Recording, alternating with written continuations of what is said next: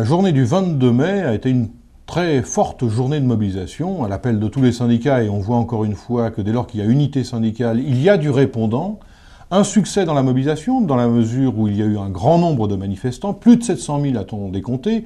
Le gouvernement cherche naturellement à minimiser, c'est relativement classique. Nous avons comptabilisé plus de 700 000, c'est très important. Important par la diversité des participants. Beaucoup de salariés du privé. Et nous savons que là aussi, le gouvernement a tendance à vouloir résumer la protestation comme étant issue du secteur public. C'est faux. Le 22 mai, beaucoup de salariés dans beaucoup de branches professionnelles différentes du privé sont descendus dans la rue. De la présence des différentes générations. C'est un facteur important pour le succès des retraités, des actifs et aussi des jeunes qui s'intéressent de plus en plus à leur avenir. Quels droits en matière de retraite vont-ils avoir d'ici 15, 20, 30 ans?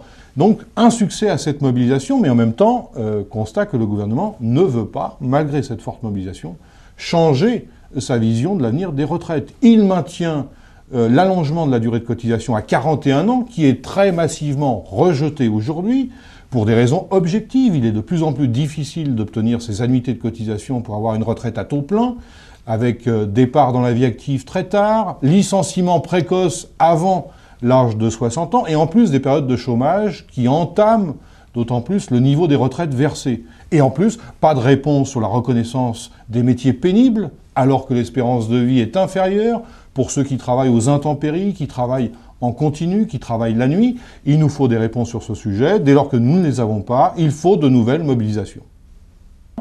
D'où la nécessité de réfléchir à une initiative dès le mois de juin, de nouveau interprofessionnelle, de nouveau coordonnée et si possible de nouveau unitaire, sur la base de celle que nous avons organisée le 22 mai, sur la question des retraites. Et entre-temps vient se greffer une autre offensive gouvernementale qui, cette-ci, porte sur le temps de travail, puisque, contre toute attente dans les travaux parlementaires, il est désormais inscrit une offensive très radicale sur plus de 60 articles du Code du travail concernant le temps de travail, pour une remise en cause générale des dispositions actuellement praticables dans les branches professionnelles et dans les entreprises.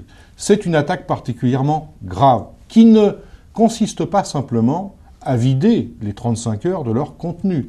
Ce sont toutes les modalités d'organisation du temps de travail qui vont être revues avec plusieurs caractéristiques. Les employeurs pourront négocier entreprise par entreprise le temps de travail. Il n'y aura plus les garde-fous qui sont protégés par les accords de branche professionnelle. On pourra donc avoir des opérations de chantage sur le temps de travail qui ont déjà un peu commencé dans certains secteurs. On se souvient, chez Bosch, chez Peugeot, des entreprises ont menacé de délocalisation si les salariés n'acceptaient pas de revoir le temps de travail auquel ils étaient assujettis. Deuxième orientation, beaucoup plus de flexibilité pour tous les salariés. Flexibilité organisée sur l'année. Les seules limites, pour essayer d'illustrer, que devront respecter les entreprises, c'est 48 heures hebdomadaires de temps de travail maximum, mais à l'intérieur, on pourra faire travailler les gens 30 heures, 35 heures, 39 heures, 42, 43 heures, avec des périodes donc fluctuantes au cours de l'année. Et troisième orientation, beaucoup plus d'individualisation du temps de travail. On va dans un rapport individualisé sur le temps de travail. Et comme sur les heures supplémentaires, on sait bien que ce ne sont pas les salariés qui décident. Ce sera l'employeur qui décidera. Il y a là une offensive donc très importante qui nous conduit à mettre dans les mots d'ordre du 17 juin, qui était organisé déjà sur le thème de la retraite, la défense de la législation sur le temps de travail. La méthode du gouvernement est particulièrement scandaleuse, puisque nous avons discuté, négocié les termes d'une évolution des règles de la représentativité syndicale et de la négociation collective. Et de ce point de vue-là, un certain nombre, pour ne pas dire la plupart des revendications portées par la CGT depuis des années, c'est-à-dire faire en sorte qu'à l'avenir, le poids de chacun des syndicats soit évalué à partir des élections professionnelles, et que la négociation collective retienne le principe de l'accord majoritaire, nous ne voulons plus d'accords applicables dans les entreprises, les branches professionnelles, qui soient des accords signés par des syndicats lorsqu'ils ne représentent pas une majorité des salariés. On va vers cette modification, et c'est tant mieux. Par contre, le gouvernement en profite pour y glisser une réforme qui n'a rien à voir, qui consiste à toucher au temps de travail. Nous avions discuté de ce thème avec les organisations patronales. Et nous sommes convenus, pour l'essentiel, de ne pas toucher les règles actuelles, sauf s'agissant du nombre d'heures supplémentaires que l'on pouvait faire dans les entreprises.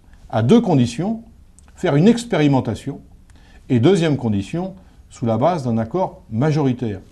Le gouvernement prend ce prétexte pour chambouler plus de 60 articles du Code du travail sans négociation avec les confédérations syndicales. Il veut mettre tout le monde devant le fait accompli. Je crois qu'il faut que la réaction dans le pays soit à la hauteur de cette offensive.